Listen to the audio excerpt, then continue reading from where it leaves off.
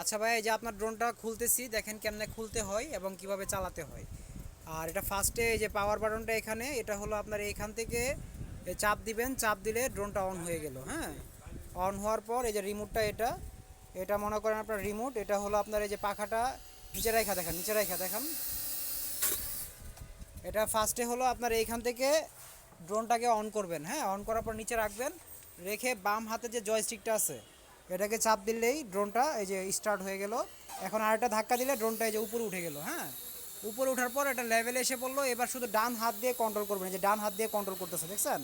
এই যে ডানে বামে সামনে পিছনে অনেক দূরে চলে গেছে, কন্ট্রোল করতেছে। মানে মূলত হলো ডান হাত দিয়ে ডানে বামে সামনে পিছনে, আর বাম হাত দিয়ে আপনার উপরে নিচে, ঠিক আছে? আর এটা কিন্তু আপনার যেটা দেখছেন এই যে H66, আপনি যেটা দেখছেন এটাই আপনাকে দিচ্ছি, এই যে এটাই দিচ্ছি।